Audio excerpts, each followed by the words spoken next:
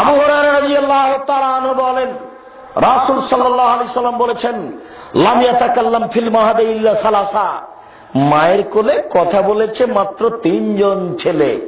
মায়ের কোলে কথা বলেছে মাত্র তিনজন ছেলে।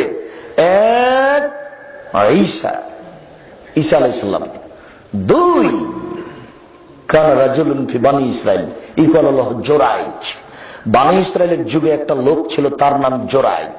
আজ থেকে নিয়ে হাজার হাজার বছর পূর্বে একটা লোক ছিল, তার নাম জোরাইজ। অইসল্লি, সে সালাত আদায় করছিল। ফাদা জাতু উম্মুহু, তখন তার মা আসলো। ফাদাতু, তার মা তাকে ডাকলো, জোরাইজ।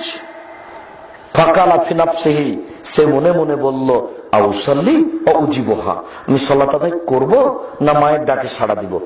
আমি সালাত আদায় করব না মায়ের ডাকে সাড়া দিব? আরে, আমি সালাত আদায় করব না মায়ের ডাকে সাড়া দিব?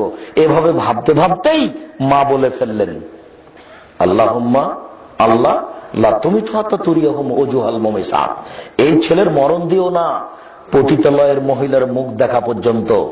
এই ছেলের মরণ দিও না পতিতালয়ের মহিলার মুখ দেখা পর্যন্ত।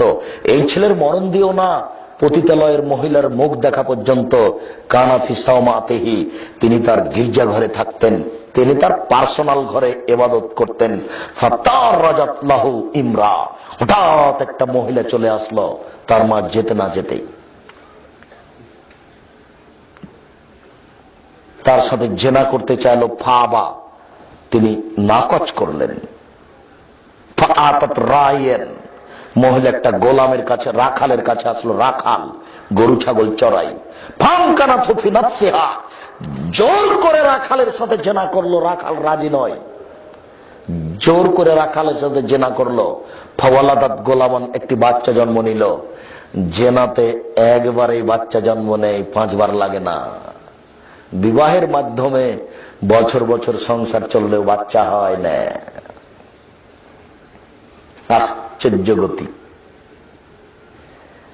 জেনা 5 বার লাগে না, একবার হলেই বাচ্চা হয়। বিবাহের মাধ্যমে সংসার বছর বছর চললেও বাচ্চা আসে না পেটে।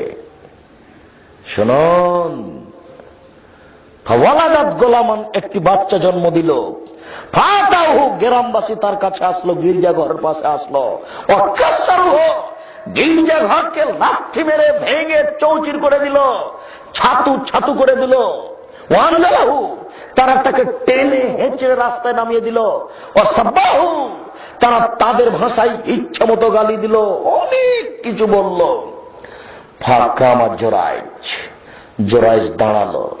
অর্থাৎ উজু করলো। অসাল্লা রাকাতায়, 2 রাকাত সালাত আদায় করলো। ওয়াকারালে গোলাম, দুধের বাচ্চাকে বলল, মানাবুকা, তোমার বাপকে? কালা আবি রাই, আমার বাপ রাখাল। ফাতাহু, গ্রামবাসী আসলো। ওয়াকালা নাবনি সাওমাতাকা বিযাহাব, তোমার ইবাদত খানা তৈরি করে দেব স্বর্ণ দিয়ে। কালাল্লাহ, তিনি বললেন, না, ইল্লা বিত্তরাব, আমার ইবাদত ঘর তৈরি করে দিতে হবে মাটি দিয়ে। আমি স্বর্ণ দিয়ে ইবাদত খানা তৈরি চাই না। সম্মানিত উপস্থিতি, আমি যেটা এই অংশে বলতে চেয়েছি সেটা হলো, 2 রাকাত সালাত আদায় করলে মানুষকে আল্লাহ বিপদ থেকে বাঁচিয়ে দিবেন। 2 রাকাত সালাত আদায় করে আপনি বিপদ থেকে বাঁচতে চাইতে পারেন। বুখারী মুসলিম, যে ঘটনা শোনাচ্ছি এই ঘটনা বুখারী মুসলিম থেকে শোনাচ্ছি। মানে, আম গাছে জাম ধরতে পারে, ধরে না। অমাবস্যা রাতে চাঁদ উঠতে পারে, উঠে না। সুঁয়ের ছিদ্র দিয়ে লাঙ্গলের ফল ঢুকতে পারে, ঢোকে না। সুঁয়ের ছিদ্র দিয়ে লাঙ্গলের ফল ঢুকে যেতে পারে। আম গাছে জাম ধরে যেতে পারে, অমাবস্যার রাতে চাঁদ উঠে যেতে পারে, এগুলো ঘটে যেতে পারে। যে কথা বলছি, কিয়ামত পর্যন্ত চেষ্টা করলে সরিষা ঢোকানো যাবে না। যা বলছি তাই থাকবে। হাদিস নকল করছে আপনার সামনে বুখারী মুসলিম থেকে।